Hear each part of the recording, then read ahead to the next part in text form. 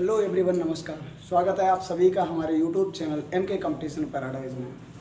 तो UP triple SC PET की श्रृंखला को आगे बढ़ाते हुए आज हम लोग बात करेंगे जैन धर्म के बारे में।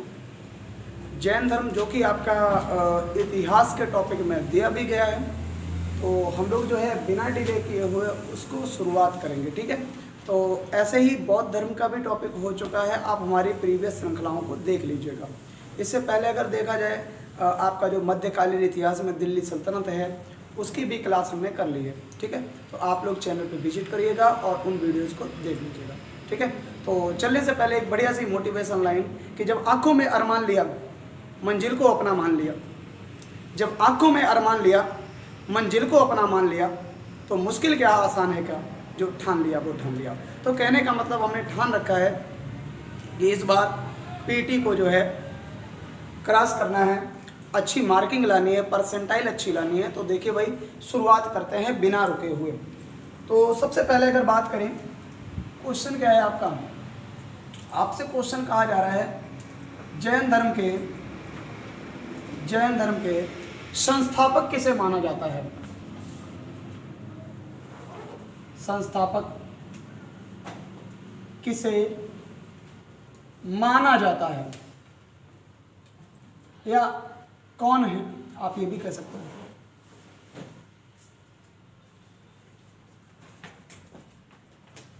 ठीक है, तो जैन धर्म के संस्थापक कौन है, क्वेश्चन ये है आपका, सिंपल सा। अगर आपसे ये कह दिया जाए जैन धर्म के संस्थापक कौन है, तो आप क्या बताएंगे, ऋषभदेव जी। ऋषभदेव जी, तो ऋषभदेव जी जो हैं आपके, वो जैन धर्म के संस्थापक माने जाते हैं और यही जैन धर्म के आपके पहले तीर्थंकर थे, पहले तीर्थंकर। अब आपसे ये कहा जाता है कि तीर्थंकर क्या होता है। तीर्थंकर क्या होता है, तीर्थंकर का मतलब ये है जिन्होंने जैन धर्म के प्रचार प्रसार को तीव्रता से आगे बढ़ाया, जैन धर्म के जो है फॉलोअर्स को बढ़ाया, ठीक है, जैन धर्म के बारे में विशिष्ट कार्य किया, तो उन्हीं को तीर्थंकर बोला जाता है। तो सबसे पहले ये कार्य करने वाले व्यक्ति थे आपके ऋषभदेव जी, ठीक है। अगर बात की जाए आपसे इन ऋषभदेव के बारे में, ऋषभदेव के कुछ उपनाम भी हैं।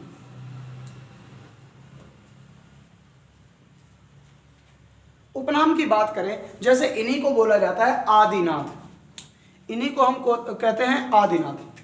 तो अगर बात करें आपका आदिनाथ किसका उपनाम है, आदिनाथ, आदिनाथ आपका जो है ऋषभदेव जी का उपनाम है। इन्हीं का दूसरा उपनाम है केसरिया नाथ,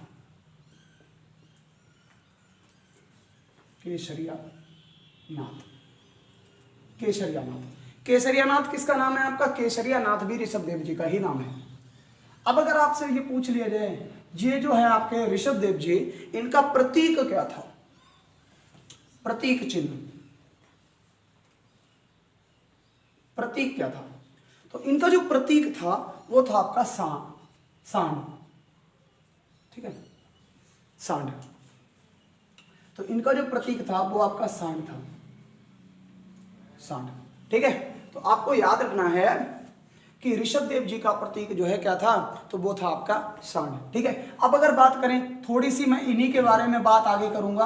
अगर आपसे बोल दिया जाए जैन धर्म के सेकंड तीर्थंकर कौन से हैं, ये तो पहले तीर्थंकर हो गए, अब कुछ तीर्थंकरों की बात कर लेते हैं। अगर आपसे कह दिया जाए सेकंड तीर्थंकर कौन से हैं, तो सेकंड जो तीर्थंकर हैं वो आपके हैं अजीतनाथ जी। क्या नाम है उनका, अजीतनाथ जी आपके सेकंड तीर्थंकर हैं, ठीक है, अजीतनाथ जी।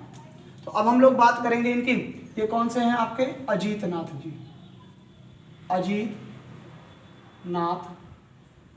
अगर बात करें आपका, ये जो अजीतनाथ हैं, इनका जो प्रतीक चिन्ह की बात करें, प्रतीक चिन्ह क्या है, प्रतीक चिन्ह क्या है, तो प्रतीक चिन्ह इनका है आपका हाथी।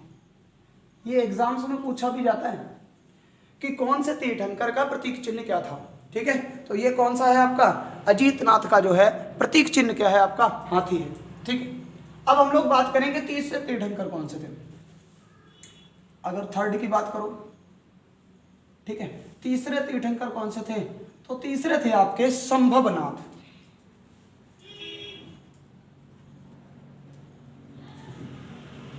संभवनाथ। संभवनाथ का अगर आपसे पूछ लिया जाए प्रतीक क्या है, तो आप कहोगे घोड़ा, घोड़ा।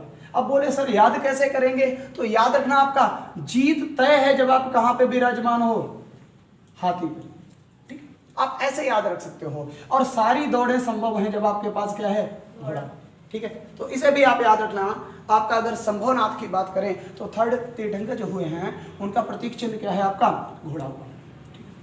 इसके बाद में अगर बोल दिया जाए आपसे कि इन्हीं क्रम में आगे बढ़ते हुए एक आपके 19वें नंबर के तीर्थंकर हुए हैं, अगर मैं बात करूं 19 नंबर के तीर्थंकर जो हुए हैं, क्या मतलब एक महिला तीर्थंकर थी, एकमात्र जैन धर्म की महिला तीर्थंकर कौन सी थी, तो वो महिला तीर्थंकर थी, वो थी आपकी 19 नंबर की, और जिनका नाम था मल्लीनाथ। मल्लीनाथ, ठीक है। अगर आपसे पूछ दिया जाए मल्लीनाथ जो है महिला, वो कौन से नंबर की तीर्थंकर थी, तो आपकी कौन से नंबर की थी, 19वें नंबर की तीर्थंकर थी, ठीक है। और इनका अगर प्रतीक चिन्ह की बात की जाए, प्रतीक चिन्ह क्या है, तो इनका, अब आप समझते हो ना महिलाओं का प्रतीक चिन्ह क्या होता है, कलश। तो अगर बात करें महिलाएं कलश, वैसे भी है ना, कलश महिलाओं की फोटो पहले सीनरी में आती थी, है ना, तो वैसे ही आप समझ लो कि कलश जो है वो किसका प्रतीक चिन्ह है, आपका महिलाओं का, ठीक है। महिलाओं का मतलब मल्लीनाथ का, मल्लीनाथ जो कि एकमात्र महिला थी, 19वें नंबर की जैन धर्म की तीर्थंकर थी, ठीक है। अब आपसे ये कहा जाएगा कि ये बताओ अब जहां पे जो है आपका 21वें नंबर का तीर्थंकर कौन सा है, 21वें नंबर का तीर्थंकर कौन सा है, और उसके बाद में 22वें, 23वें, और इसके बाद में आगे इसी क्रम में, ठीक है। तो 21वें नंबर का तीर्थंकर कौन सा है आपका, 21वें नंबर का, 21वें नंबर की अगर बात करें, 21वें नंबर का जो तीर्थंकर है वो है आपके नेमिनाथ। नाम क्या है आपका, नेमिनाथ, नेमिनाथ जी, ठीक है, नेमिनाथ जी। अब आप कहोगे इनका प्रतीक चिन्ह क्या है, तो इनका प्रतीक चिन्ह की बात करेंगे, प्रतीक क्या है आपका, नेमिनाथ का नील कमल, नील कमल। तो नील कमल जो है आपका वो किसका प्रतीक है, नील कमल, आप याद रखना ये किसका प्रतीक है आपका, ये आपका नेमिनाथ का प्रतीक है, ठीक है भाई। आगे अगर बात कर लेते हैं 22वें तीर्थंकर कौन से हैं, 22वें जो तीर्थंकर हैं इनके वो हैं आपके अरिष्ट नेमि। क्या नाम है, अरिष्ट नेमि, अरिष्ट नेमि। अब बोले अरिष्ट नेमि का प्रतीक चिन्ह क्या है, प्रतीक चिन्ह क्या है, ठीक है। देखो ये नेमिनाथ का याद रखना, नेमिनाथ नील कमल, ठीक है, इसे आप इस तरीके से याद कर सकते हो। अब अरिष्ट नेमि का प्रतीक चिन्ह क्या है, अरिष्ट नेमि का, तो अरिष्ट नेमि क्या होता है आपका, शंख, शंख। हाँ, जब भी अनिष्ट हो जाए तो शंख, मतलब बोलते हैं ना शंख बजाने से पहले अनिष्ट नहीं होना चाहिए, तो अनिष्ट जब भी हो जाता है तो शंख नहीं बजाया जाता है, ठीक है। तो मेन चीज क्या है आपका, आपका अनिष्ट, अरिष्ट नेमि, ठीक है, अरिष्ट नेमि। अरिष्ट नेमि किसका है आपका, शंख का है, मतलब शंख जो है वो किनका प्रतीक चिन्ह है, अरिष्ट नेमि का। अब बोले अगले तीर्थंकर कौन से हुए, ध्यान से देखना, अगले तीर्थंकर जो हुए हैं आपके, जिनका नाम है 23वें तीर्थंकर, 23वें तीर्थंकर। अब बोले ये 23वें तीर्थंकर कौन से हुए, ये जो 23वें तीर्थंकर हैं वो है आपके पार्श्वनाथ, पार्श्वनाथ। अब आप कहोगे ऐसे कैसे याद करेंगे इसे, तो ध्यान दे देखो भाई, पार्श्वनाथ को कैसे याद करोगे, पार्श्व में आपकी सर्प जैसी आपकी जो है ध्वनि निकल रही है ना, पार्श्वनाथ का क्या है, सर्प है ना, सर्प। तो सर्प जो है किनका प्रतीक है, 23वें तीर्थंकर आपके पार्श्वनाथ जी का प्रतीक है, कौन सा आपका, सर्प, ठीक है। अब हम लोग बात कर लेते हैं सर्प के बारे में, 24वें तीर्थंकर कौन से हैं, ठीक है, 24वें तीर्थंकर आपके कौन से हैं उनकी बात करेंगे। चलिए भाई 24वें तीर्थंकर की बात करें, 24वें तीर्थंकर। अब बोले 24वें तीर्थंकर कौन से हैं, ये तो भाई साक्षात आपके, हाँ, महावीर स्वामी, महावीर स्वामी। तो महावीर स्वामी को कौन सा तीर्थंकर बोला गया है, ये 24वां तीर्थंकर बोला गया है, किस धर्म का, जैन धर्म का। और अगर तुमसे ये पूछ दिया जाए भाई कि महावीर स्वामी का प्रतीक क्या है, तो भाई इनका प्रतीक क्या होता है, महावीर। महावीर कौन है, तो महावीर, महान वीर कौन है, तो आप रखोगे सिंह, तो इनका क्या है आपका, सिंह। तो प्रतीक चिन्ह क्या हो गया आपका, सिंह। अब ये कहा जाता है महावीर स्वामी को जैन धर्म का अंतिम तीर्थंकर मानते हैं। तो जैन धर्म का क्या है, जैन धर्म का अंतिम तीर्थंकर कौन सा है? अंतिम तीर्थंकर कौन है? तो अंतिम जो है तीर्थंकर कौन से हैं? तो वो आपके हैं कौन से? महावीर स्वामी जी हैं। ठीक है, महावीर स्वामी जी हैं। अगर आपसे ये बोल दिया जाए जैन धर्म के बारे में ही, महावीर स्वामी की अगर बात करें तो इनके द्वारा जो बोलते हैं ना, महावीर स्वामी के जो फॉलोअर्स थे, अनुयायी थे, उन्हें क्या कहा जाता था? तो महावीर स्वामी के जो अनुयायी थे उन्हें आपका निर्ग्रंथ कहा जाता था। क्या कहा जाता था? निर्ग्रंथ। ठीक है, तो अगर आपसे बोल दिया जाए महावीर स्वामी के अनुयायी कौन से हैं, तो महावीर स्वामी के अनुयायी जो हैं आपके, वो निर्ग्रंथ कहलाते थे। ठीक है, निर्ग्रंथ। तो महावीर स्वामी के अनुयायी की बात कर लें तो इन्हें क्या कहते थे? निर्ग्रंथ कहते थे। इनके अनुयायी को क्या कहते हैं? इनके अनुयायी को निर्ग्रंथ कहा जाता है। निर्ग्रंथ। और अगर बात करें इसी इनके ही जो धर्म में इनके जो शिष्यों को पूर्ण ज्ञान प्राप्त हो जाता था, उन्हें जिन और कैवल्य कहा जाता था। ठीक है, तो जैन धर्म में अगर बात करें पूर्ण ज्ञान वाले शिष्यों को क्या कहा जाता था? तो जिन और कैवल्य कहा जाता था। ठीक है, अभी हम लोग आगे उसके बारे में बात करेंगे। हाँ, अब अगर महावीर स्वामी की बात कर लें तो इन्हें जो है महावीर स्वामी जी को बौद्ध साहित्य में बात करें, बौद्ध साहित्य में बात करें, कौन से नाम से जाना जाता है? अब देखो, महावीर स्वामी हैं तो जैन धर्म के, लेकिन इन्हें बौद्ध साहित्य में भी किसी नाम से जाना जाता है। तो बौद्ध साहित्य में अगर इनके नाम की बात करें तो महावीर स्वामी को बौद्ध साहित्य में निगंठनाथ पुत्र के नाम से जाना जाता है। निगंठनाथ पुत्र। तो निगंठनाथ पुत्र किसका नाम है? बौद्ध साहित्य में आपके महावीर स्वामी का नाम है। ठीक है, महावीर स्वामी के अनुयायी क्या कहलाते हैं? निर्ग्रंथ कहलाते हैं। ठीक है, महावीर स्वामी के अनुयायी निर्ग्रंथ कहलाते हैं। महावीर स्वामी का प्रतीक चिन्ह क्या है? तो आप कहोगे सिंह प्रतीक चिन्ह है। किसका? महावीर स्वामी का। ठीक है, अब अगर बात कर लेते हैं इसी क्रम में हम लोग आगे बढ़ते हैं जैन धर्म के बारे में, कुछ और बातें करते हैं भाई। अगर बात करें आपका जैन धर्म में ज्ञान प्राप्ति के बाद जो है शिष्य क्या कहलाते थे? ठीक है, ज्ञान प्राप्ति के बाद तो उसकी बात करेंगे। जैन धर्म के साहित्यों को क्या कहा जाता है, उनकी भी बात करेंगे आगे। जैन धर्म का सबसे बड़ा केंद्र कौन सा है और जैन धर्म के मठों को क्या कहा जाता है। ठीक है, तो अगर मैं बात करूं जैन धर्म के बारे में, थोड़ी सी और बात कर लेते हैं। जैन धर्म की बात करें तो जैन धर्म में अगर बात करें, पूर्ण ज्ञान प्राप्त करने वालों को क्या कहा जाता था? पूर्ण ज्ञान प्राप्तकर्ता। प्राप्तकर्ता क्या कहलाता था? अगर आपसे पूछ दिया जाए जैन धर्म में जो पूर्ण ज्ञान प्राप्त करता है उसे क्या कहा जाता था? तो उसे कहा जाता था कैवल्य। कैवल्य। और इसी को जिन शब्द से भी सम्मानित करते थे। ठीक है, तो जिन और कैवल्य ये जैन धर्म में क्या हुआ करते थे? जब पूर्ण ज्ञान हो जाता था तो उन्हें जिन और कैवल्य के नाम से जाना जाता था। अगर आपसे ये कह दिया जाए जैन धर्म के मठों को क्या कहा जाता है? मठों को क्या कहते हैं? तो मठों को क्या कहते हैं? मठों को अगर बात करें, मठों को क्या कहते हैं?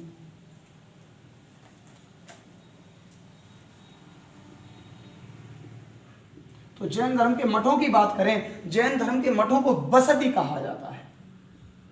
वसति। वसति किसका मठ है? आपका जैन धर्मों के मठों को कहा जाता है। अगर आपसे ये कह दिया जाए जैन धर्म के साहित्य को क्या कहते हैं? जैन धर्म के साहित्य को क्या कहते हैं? जैन धर्म के साहित्य को क्या कहते हैं? साहित्य। तो साहित्य को क्या कहते हैं? जैन धर्म के साहित्य को, तो इनको कहा जाता है अंग। अंग। तो जैन धर्म के साहित्य को क्या कहा जाता है? अंग कहा जाता है जैन धर्म के साहित्य को। ठीक है, अगर मैं बात करूं यहां से, कि जैन धर्म के साहित्य हो गए अंग। ठीक है, अब बात करते हैं जैन धर्म में बोलते हैं ना, भूखे रहकर प्राण त्यागने की घटना को क्या कहा जाता था, है ना, भूखे रहकर प्राण त्यागने की घटना को, भूखे रहकर प्राण त्यागने की घटना, प्राण त्यागने की घटना, भूखे रहकर प्राण त्यागने की घटना को क्या कहते थे जैन धर्म में। तो इसे भी आपको जो है ध्यान रखना है, ये भी एग्जाम में आया है, ठीक है। तो भूखे रहकर प्राण त्यागने की घटना को क्या कहा जाता था, देखिएगा, भूखे रहकर प्राण त्यागने की घटना को क्या कहते थे, सल्लेखना विधि, सल्लेखना विधि, सल्लेखना विधि कहा जाता है कि जैनी लोग जो है भूखे रहकर प्राण त्याग देते थे या समाधि ले लेते थे, इस घटना को क्या कहते हैं, इस घटना को सल्लेखना विधि कहते हैं। अगर बात करें जैन धर्म की प्रमुख जो है नगर कौन सा था, प्रमुख नगर, प्रमुख नगरी या नगर मैं बोल दूं तो ये कौन सी है, चंपा नगरी, चंपा नगरी, है ना। हाँ, तो अगर बात करूं इनकी जो है आपके चंपा नगरी इनकी प्रमुख नगरी है, ठीक है। तो ये आपके जैन धर्म के कुछ जो है प्रमुख हो गए। अब हम लोग बात करेंगे किनके, महावीर स्वामी के बारे में। चलिए भाई, तो हम लोग बात कर लेते हैं महावीर स्वामी के बारे में। यहाँ पे आ जाओ, थोड़ी सी बात करेंगे महावीर स्वामी के बारे में, महावीर स्वामी के बारे में, ठीक है। अगर आपसे पूछ लिया जाए महावीर स्वामी, तो ये क्या कहा जाता है, जैन धर्म के जनक माने जाते हैं, प्रवर्तक कहे जाते हैं। प्रवर्तक अगर बात करें वास्तविक रूप में कौन है, तो ऋषभदेव हैं, लेकिन अगर बात करें किन्हें माना जाता है, तो माना कौन जाता है आपका, या मैं यूं कह सकता हूँ आधुनिक जैन धर्म के प्रवर्तक कौन माने जाते हैं, तो महावीर स्वामी माने जाते हैं, आधुनिक जैन धर्म के प्रवर्तक।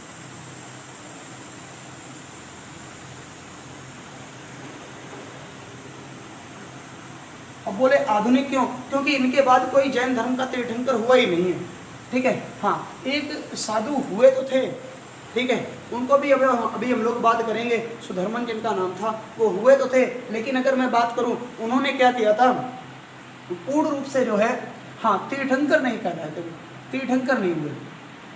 चलिए अब बात कर लेते हैं इनका जन्म कब हुआ, जन्म, तो जन्म इनका हुआ 540 ईसा पूर्व में,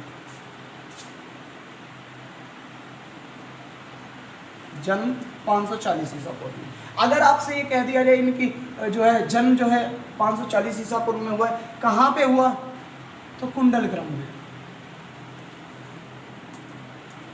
कुंडलग्राम। तो जन्म कहाँ पे हुआ, 540 ईसा पूर्व में, कहाँ पे हुआ, कुंडलग्राम में।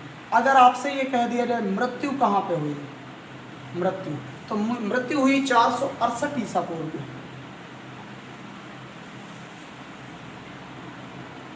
और अगर बात करें मृत्यु का स्थल कहाँ पे है, पावापुरी, पावापुरी, पावापुरी में क्या हुआ, मृत्यु हो गई। अगर आपसे पूछ लिया जाए कि महावीर स्वामी के पिताजी का नाम क्या था, पिता, तो पिता जो थे उनका नाम था आपका सिद्धार्थ, सिद्धार्थ, ठीक है। अगर बात करें इनकी माता का नाम क्या था, माता थी त्रिशला, त्रिशला। अगर बात करें त्रिशला जो है वो किसकी पुत्री थी, तो महाराज जो चेटक हुए हैं उनकी पुत्री कौन हुई है, त्रिशला, ठीक है। महाराज लिच्छवी नरेश जो है चेटक, उनकी पुत्री कौन हुई है, ये हुई है आपकी त्रिशला। और याद रखना, ये जो लिच्छवी नरेश चेटक हैं, ये क्या है, ये जैन धर्म स्वीकारने वाले भी व्यक्ति बने हैं, ठीक है। तो लिच्छवी नरेश चेटक, तो बात कर लेते हैं लिच्छवी नरेश चेटक की बहन,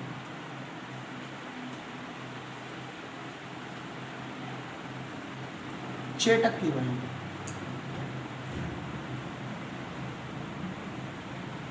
लिच्छवी नरेश चेटक की बहन है, कौन आपकी, वो है आपकी त्रिशला।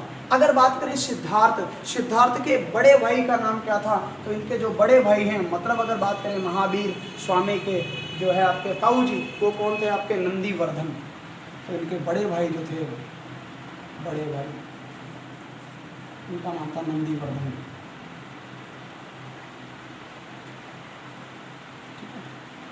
नंदीवर्धन, तो इसे आपको याद रखना है। नंदीवर्धन किसका नाम था आपका? तो ये बड़े भाई का नाम था किनके? महावीर स्वामी के। तो महावीर स्वामी के बड़े भाई थे आपके नंदीवर्धन, ठीक है, नंदीवर्धन। आपको ये चीज़ें याद रखनी है।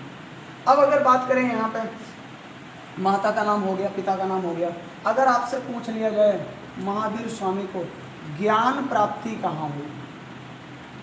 ज्ञान प्राप्ति, ध्यान से देखना, ज्ञान प्राप्ति कहाँ पे हुई थी? तो ज्ञान प्राप्ति आपकी जो है ज्राम्बिक ग्राम में हुई थी। कौन से गांव में? ज्राम्बिक ग्राम में। ज्राम्बिक ग्राम में ज्ञान प्राप्ति हुई। कौन सी नदी के तट पर? आपकी जो है ऋजुपालिका, निरंजना नदी के तट पर आपके गौतम बुद्ध को ज्ञान की प्राप्ति हुई थी। जबकि ऋजुपालिका नदी के तट पर किनको ज्ञान की प्राप्ति हुई? तो वो आपके महावीर स्वामी को, ऋजुपालिका नदी के किनारे।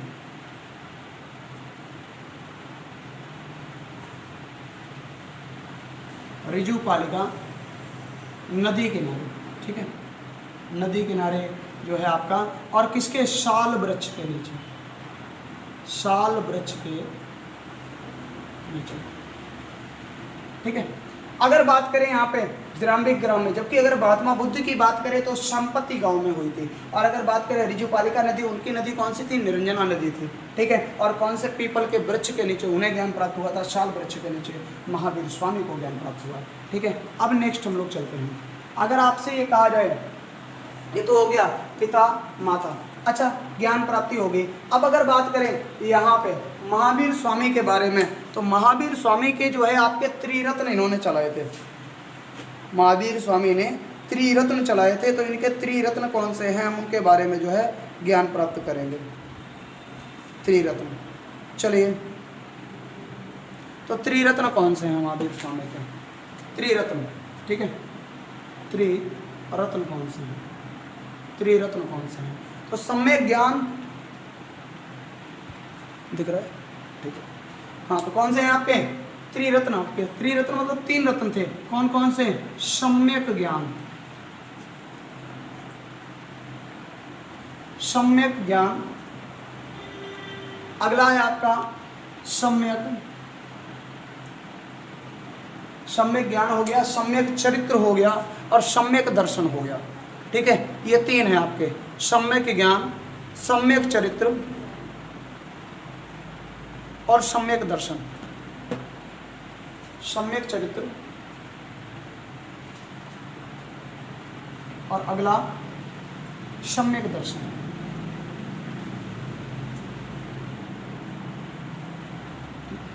तो सम्यक ज्ञान, सम्यक चरित्र, सम्यक दर्शन। ऐसा कहा भी जाता है कि महावीर स्वामी की मृत्यु के बाद एक आपके जो बोलते हैं ना, एक जो है आपके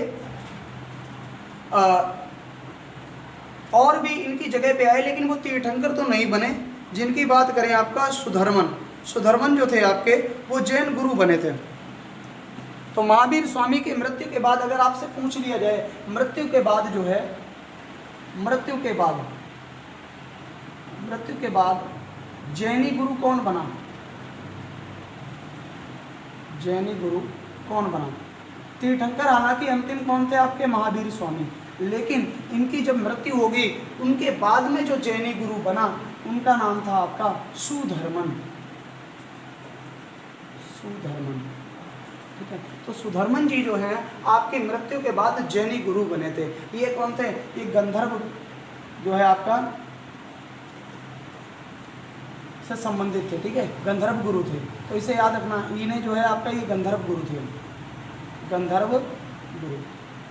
गंधर्व गुरु कौन थे आपके? तो ये आपके कौन थे?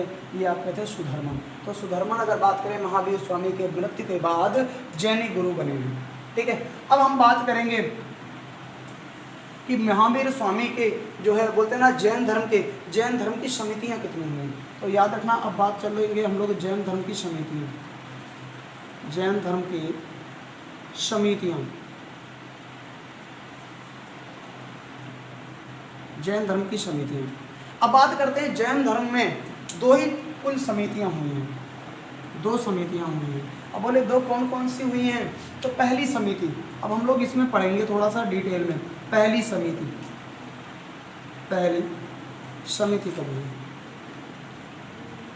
समिति जैन धर्म। तो ये जो पहली समिति हुई थी वो 300 ईसा पूर्व हुई थी। 300 ईसा पूर्व हुई थी। और इस समय अगर बात करें तो स्थूल भद्र जी क्या थे आपके? ये हुई कहाँ पे थी? ये हुई थी आपकी पाटलिपुत्र में। पाटलिपुत्र में 300 ईसा पूर्व इसके आयोजन हुआ। अगर मैं बात करूं इसके अध्यक्ष कौन थे, तो अध्यक्ष इसके थे स्थूल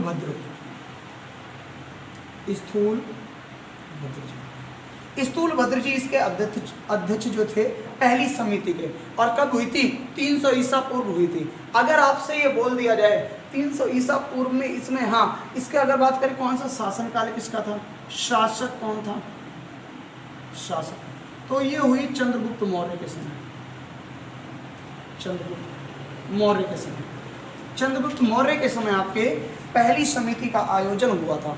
और अगर आपसे पूछ लिया जाए इस समय समस्या क्या थी कि चंद्रगुप्त मौर्य के शासनकाल में भीषण अकाल पड़ा, तो इस वजह से क्या हो गया, जैन धर्म की पहली समिति आयोजित की गई। और इसमें क्या कहा गया कि भाई अकाल की वजह से कुछ जैनी लोगों ने इस जगह को, पाटलिपुत्र को छोड़ के दक्षिण भारत में जाने का प्लान बनाया। और दक्षिण भारत में प्लान बनाया तो वो उसके जो है प्रमुख कौन थे, किनके उपदेश के अनुसार जैनी लोग जो दक्षिण भारत में जा रहे थे, वो था आपका भद्रबाहु। तो भद्रबाहु ने क्या किया, अगर बात करें आपका जैन धर्म में विघटन पैदा कर दिया। किन्होंने? भद्रबाहु ने। तो भद्रबाहु के जो बोलते हैं ना मानने वाले, वो आपके दक्षिण भारत चले गए। और दक्षिण भारत में कहाँ पे चले गए? श्रवणबेलगोला कर्नाटक में चले गए। तो अभी हम बात करेंगे, तो ध्यान से देखना आपका चंद्रगुप्त मौर्य। अब यही पहली संगीत में क्या हुआ, जैन धर्म 2 भागों में बट गया, 2 भागों में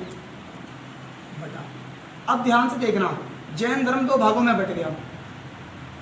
कब बट गया आपका? 300 ईसा पूर्व में। और इसमें क्या हुआ, मैंने आपको बताया था, कुछ लोग तो दक्षिण भारत चले गए, किसके साथ? भद्रबाहु के साथ। और कुछ लोग क्या रहे, यहीं पे रह गए पाटलिपुत्र में। तो यहाँ से 2 संप्रदायों का जन्म हुआ। एक जो दक्षिण भारत चले गए वो श्वेत वस्त्र धारण करने लगे, तो उनको श्वेतांबर बोला गया। और जो यहीं पर रह गए वो क्या हुए, नग्न अवस्था में जब उनके पास कुछ था ही नहीं, तो वो बेचारे जो है नग्न अवस्था धारण कर ली, तो वो जो है आपके, वो कौन? दिगंबर कहलाए। ठीक है। तो जैन धर्म 2 भागों में बटा। पहली जो इसकी शाखा है वो है श्वेतांबर। अगर आपसे कह दिया जाए ये श्वेतांबर है, इस संप्रदाय के जनक कौन हैं, तो श्वेतांबर संप्रदाय के जनक कौन हैं? तो ये हैं आपके भद्रबाहु। भद्रबाहु किस संप्रदाय के जनक हैं? श्वेतांबर। और अगर बात करूं दिगंबर संप्रदाय के जनक कौन हैं? दिगंबर। तो दिगंबर संप्रदाय, चूंकि ये अध्यक्ष इसके कौन थे? आपके स्थूल भद्र। तो दिगंबर संप्रदाय के जनक कौन बोले जाते हैं? ये बोले जाते हैं स्थूल भद्र। अगर बात करें ये श्वेतांबर संप्रदाय, ये जो कुछ लोग जो टूट के कहाँ चले गए थे? श्रवणबेलगोला। ये श्वेतांबर जो संप्रदाय है वो कहाँ पर पनपा? श्रवणबेलगोला में पनपा।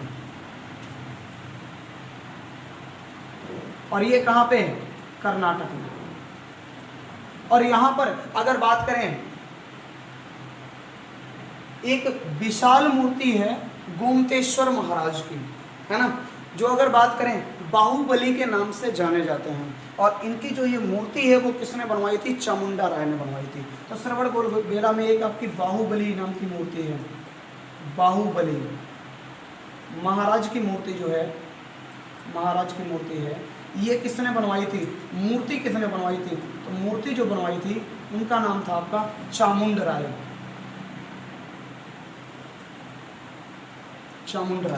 और अगर बात करें बाहुबली जो है आपकी, इनकी मूर्ति को चामुंड राय ने बनवाया था। और ये गोमतेश्वर महाराज की जो है मूर्ति है। ठीक है। तो ये आपके दिगंबर संप्रदाय हो गया, ये आपका श्वेतांबर संप्रदाय हो गया।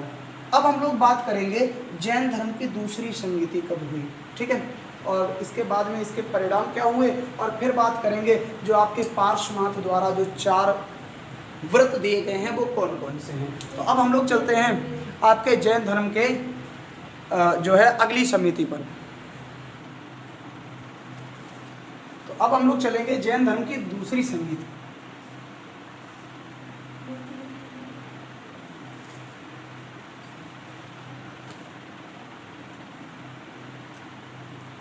ये कब हुई, ये 512 ईस्वी में हुई। अब बोले इसका स्थान कहाँ पे था, स्थान तो स्थानीय बल्लभी गुजरात में हुई, बल्लभी गुजरात में, और पाटलिपुत्र बिहार में। तो अगर बात करें यहाँ पे अध्यक्ष कौन था, तो भाई साहब अध्यक्ष का नाम थोड़ा सा खतरनाक है, देवादि क्षमा श्रमण। तो देवादि क्षमा श्रमण जो है ये अध्यक्ष थे किसके, ये अध्यक्ष थे आपके जो है दूसरी समिति के अध्यक्ष थे, ठीक है। अगर बात करें यहाँ पे शासक कौन था, शासक, तो याद रखना इसका शासक अज्ञात था, ठीक है, शासक अज्ञात था। तो ये आपकी दूसरी समिति हुई जैन धर्म की। इसके बाद में क्या हुआ, पहली समिति में मैंने आपको बता दिया था जैन धर्म 2 भागों में विभक्त हो गया। एक भाग आपका दिगंबर कहलाया, एक भाग श्वेतांबर कहलाया। श्वेतांबर वाला भाग श्रवणबेलगोला कर्नाटक में पनपा, और जहाँ पर महाराज बाहुबली की मूर्ति है, इनका जो आपका नाम है गोमतेश्वर महाराज है। और ये अगर बात करें इनकी मूर्ति किसने बनवाई, तो चामुंडा राय ने बनवाई थी, ठीक है। तो अब हम लोग चलते हैं दूसरी वाली समिति पे, और दूसरी समिति भी हमारी पूरी हो गई। 512 में हुआ, स्थान कहाँ पे था, बल्लभी गुजरात में। अध्यक्ष देवादि क्षमा श्रमण जी थे, और अगर बात करें आपके शासक अज्ञात थे। अब हम लोग बात करेंगे थोड़ा सा जो पार्श्वनाथ है जैन धर्म के, तो इसमें तीर्थंकर हैं, तो उनकी बात करें, उनके द्वारा जो 4 व्रत दिए गए वो कौन से हैं। पार्श्वनाथ, पार्श्वनाथ, पार्श्वनाथ,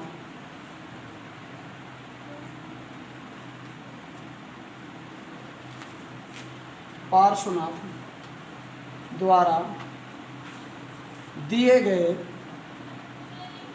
4 व्रत कौन से हैं, 4 व्रत कौन से हैं। तो ये 4 व्रत कौन से हैं, इनके बारे में हम लोग बात करेंगे, क्योंकि इसमें से एक व्रत बढ़ाया किसने, तो वो आपके महावीर स्वामी ने बढ़ाया, ठीक है। तो अभी हम लोग बात करेंगे ये 4 व्रत कौन कौन से हैं। पहले तो इन 4 की बात कर लेते हैं।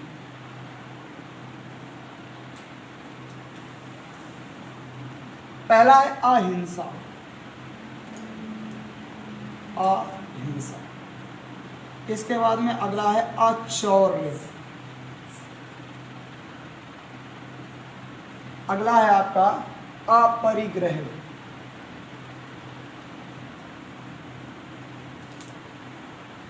अगला है आपका अपरिग्रह। पहला है अहिंसा, अगला है आपका अचौर्य, अगला है आपका अपरिग्रह, और अगला है आपका अमृषा, अमृषा,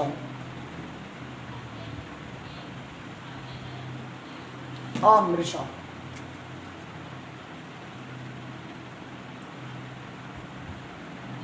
तो ये आपके 4 व्रत हैं जो किनके द्वारा दिए गए, पार्श्वनाथ जी के द्वारा दिए गए। अहिंसा का अर्थ क्या होता है, हिंसा ना करना। इनका अर्थ क्या है, इनका अर्थ है, अहिंसा का अर्थ है हिंसा ना करना, हिंसा ना करना। दिख रहा है क्या, अहिंसा का अर्थ है हिंसा ना करना, ठीक है। अगर बात करें अचौर्य का अर्थ है चोरी ना करना, चोरी ना करना। इसके बाद में अपरिग्रह का मतलब क्या है, संपत्ति अर्जित ना करना, मतलब कहने का आवश्यकता से अधिक संपत्ति अर्जित ना करना।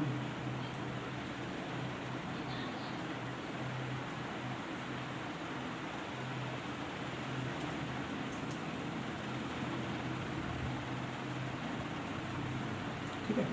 अगर बात करें आम्रशा का मतलब क्या होता है, झूठ ना बोलना।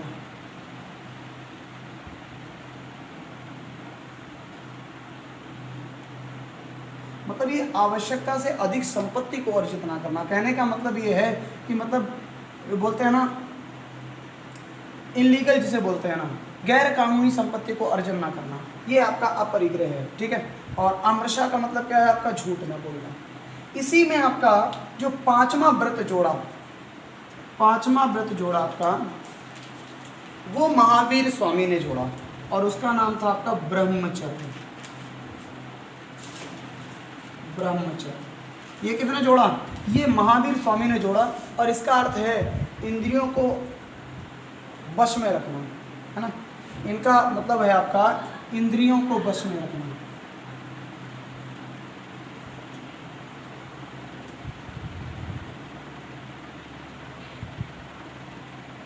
अब ये जोड़ा किसने, ब्रह्मचर्य। तो ये जो पांचवा व्रत जोड़ा आपका वो महावीर स्वामी ने जोड़ा। महावीर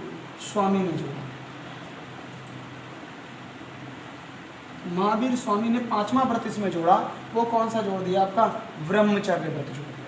ठीक है। तो अब वर्तमान में अगर बात करें पार्श्वनाथ जी के द्वारा ये 4 दिए गए थे, लेकिन अगर बात करें पांचवा जो किसने कर दिया, तो पांचवा जो है आपका महावीर स्वामी ने जोड़ दिया। ठीक है।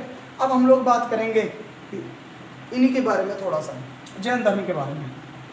जैन धर्म के तो ये हो गया। अब बात करें जैन धर्म को मानने वाले शासक।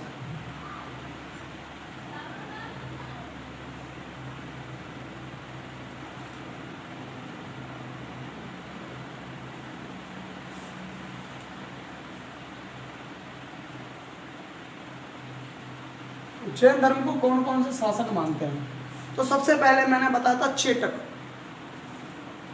तो आपका कौन सा हो गया सबसे पहले, चेटक।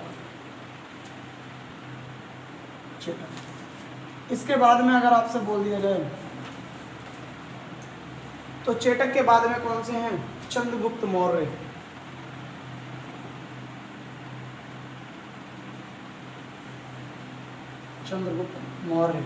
इसके बाद में कलिंग नरेश खारवेल।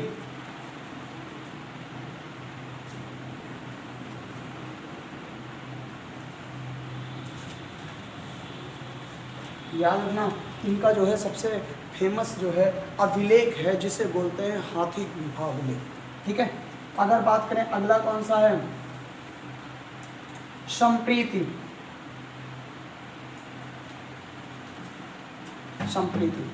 ठीक है। तो ये आपके कुछ हैं जो प्रमुख हैं। ठीक है।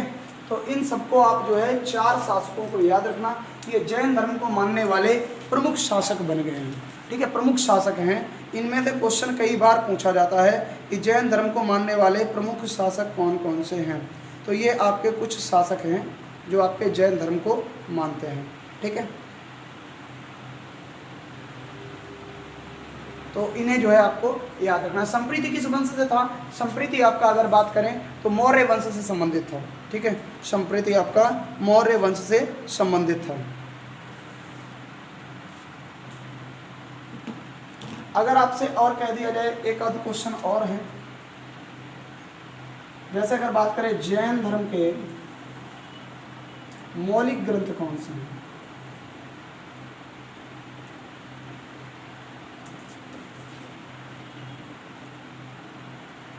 मौलिक ग्रंथ क्या कहलाते हैं। तो जैन धर्म के अगर मौलिक ग्रंथ की बात करें तो 14 पूर्व कहलाते हैं। क्या नाम होता है इनका, 14 पूर्व कौन से जैन धर्म के क्या हैं, मौलिक ग्रंथ हैं। ठीक है। और जैन धर्म का अगर सिद्धांत की बात कहें तो क्या कहलाता है, सिद्धांत स्यादवाद। सिद्धांत कौन सा है, तो स्यादवाद। स्यादवाद किसका सिद्धांत है, जैन धर्म का सिद्धांत है। ठीक है। तो ये आपका सभी संपूर्ण वीडियो जो है जैन धर्म के ध्येय से बहुत ही ज़रूरी है, और उम्मीद ये करते हैं कि कोई भी क्वेश्चन अगर आएगा भी तो इससे बाहर नहीं जाएगा। ठीक है।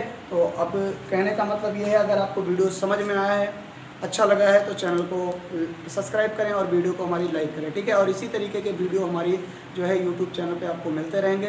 तो तब तक के लिए धन्यवाद। मिलते हैं अगले वीडियो में। जय हिंद।